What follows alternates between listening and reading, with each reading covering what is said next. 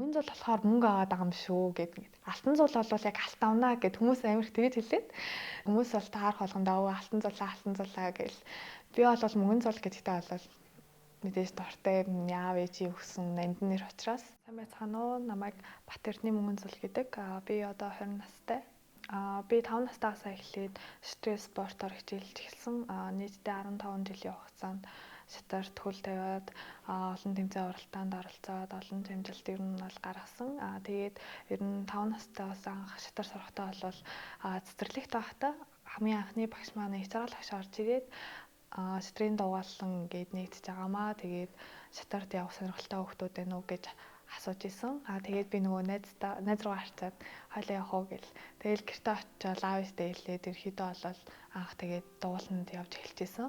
Тэгээд зуны амралтаар нь хатаага цуг нэг зэрэг багшийн дугууланд явж байхдаа ер нь бол их сонирхолтой байсан. Яагаад гэвэл би нөгөө хатаага илүү өрсөлддөг байсан гэхүү. Агаагаа хожихын тулд ер нь хоёлаа бас нөгөө анх шатар сурч эхэлж байгаа болохоор гэртээ очиод байнга тоглоно, аавтайгаа тоглоно.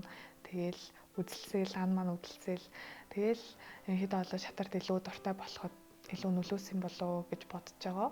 5-6 таада нэг тэмцээнд орж исэн. Тэгээд яг миний сайн санаж байгаагаар бол яг шагналт нь медаль өргөмжлөл тэгээд нөгөө нэг гарын бэлэг өгдөг гэсэн баггүй юу, жоохон хүмүүс тэмцэн. Тэгээд нөгөө шагнал тэмцээнд дуусахаас өмнө нөгөө шагналууд нь ширээн дээр ингээд тавьсан байсан. Тэгээд тэр донд нь амар гойд нэг тийм барбитай тоглоом байсан баггүй юу. Тэгээд би тэрийг харчаад за сайн тоглоод яг энийг авъя да. Энэ нэг уус яалтчгүй төрөөсөн үнд нь яалтчгүй өгнө гэж бодоод. Тэгээд сайн хичээгээл шагналаа авах гэсэн чинь миний хажуудлын хүүхдэд хоёр дарсан хүүхдэд нөгөө барби хүүхдэд. Би тэгэл харчихлаа.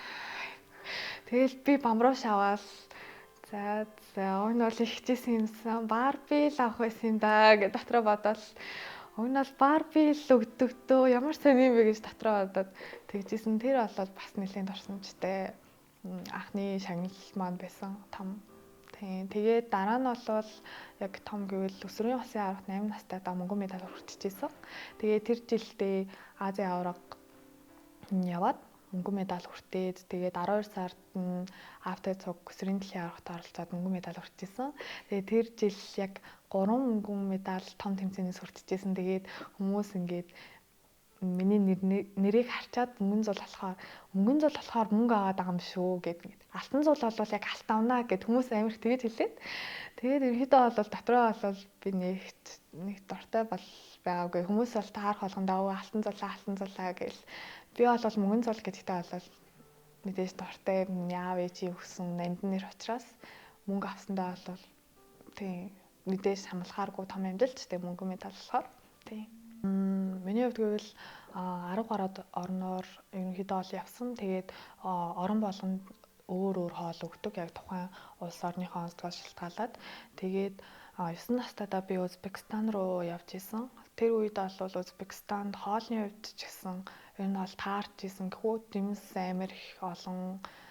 Тэгээд ер нь бол цаг агаарын хувьд нэг халуун байсан ч гэсэн яг бусад орнуудтай харьцуулбал бас харьцангуй гайгүй байсан болохоор ер нь таарч исэн. Тэгээд яг тэр тэмцээндээ бол би бас нэлээд сайн тоглосон. Өсвөрийн Азийн аврагт оролцоод 2 алтны мөнгөтэй их орондоо ирж исэн. Тэгэхээр яг энэ зүгээс харах юм бол яг тамирчин хүний хувьд бол тухайн тэмцээнд оролцоход хоол хүнс тэгээд байрлаж байгаа буудал ч юм уу яг тиймэрхүү тав тухтай байдал бол нэлээд нөлөөлдөг гэж харж байгаа.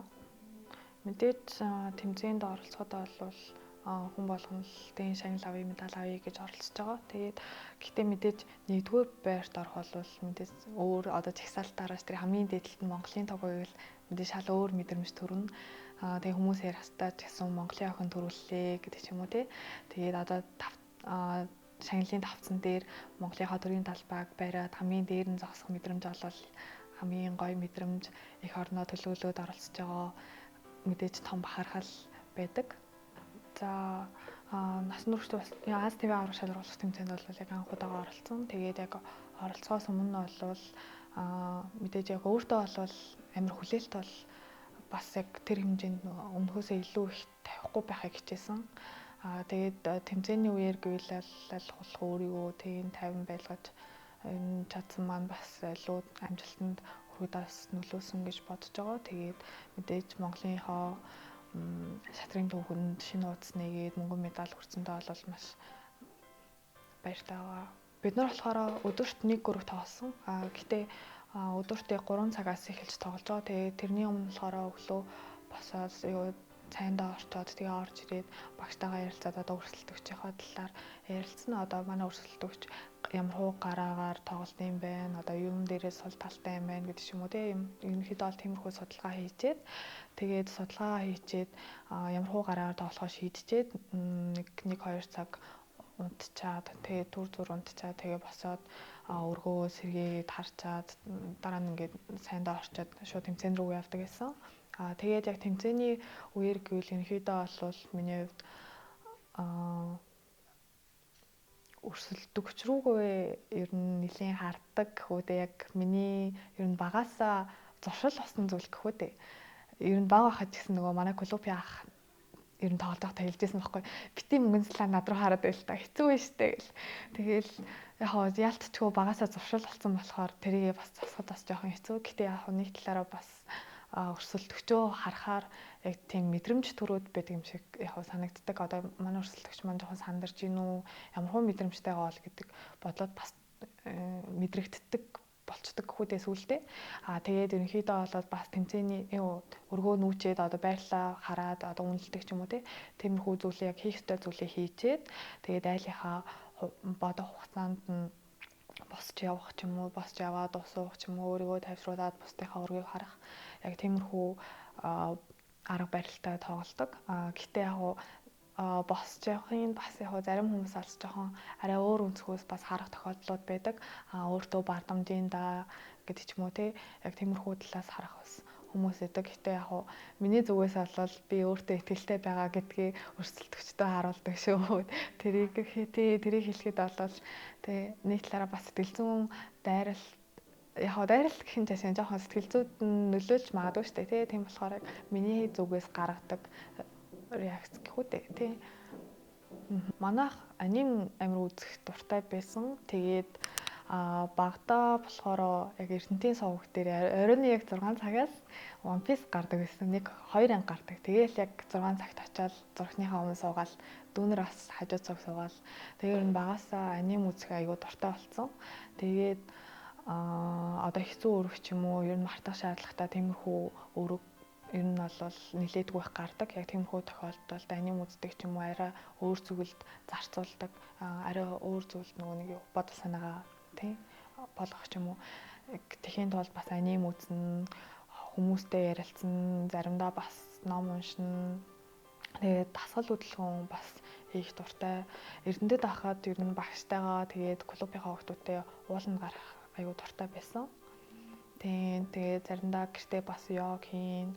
Нөгөө бид нар ч байнга суудаг болохоор нөгөө биеийн хөдөлгөөний юм бас сайн хийх шаардлагатай болдог.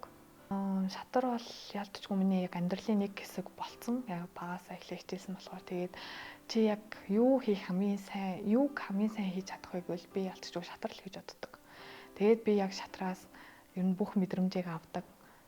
Уйлах үеэн, инээх үеэн, ад жаргалтай болох үеэн, тэгээд чандрах үеч байна, готрох үеч байна. Ер нь бүхий л мэдрэмжийг авдаг болохоор миний хувьд бол нандин спорт, нандин зүйл гэж боддог. Би энэ жилээс үндэсний шигшээ багш шалгарч орсон. Тэгээд тийм учраас бас усаас зардалтаад дагаад 3-4 тэмцээнд оролцох боломжтой байгаа гэж түрүүн хэлсэн. Тэгээд ерөнхийдөө бол яг тэр тэмцээнүүдээ нэлээд сайн ашиглах бас бодолтойгоо тэр тэмцээнүүдээсээ эмэгтэй их мастрынхаа 2 дахь ноором ч юм уу рейтингээ ахиулах, өөр олон улсын тэмцээнд бас медаль авах тиймэрхүү бас том зорилготой байгаа. Ойрын хугацаанд бол яг зөвхөн шатраа хий гэсэн бодолтой байгаа болохоор яг бүх зүйлээ зориулж байгаа. Шатрын спортод илүү дурлаж байгаа, илүү сонирхож байгаа хүмүүстээ бас маш их баярлалаа. Тэгээд яг дүүнертэй хандаж хэлэхэд бол та нарт боломж байгаа шүү. Хичээгээрээ та нарыг амжилт тогтоож хүлээж байгаа шүү гэж хэлье да.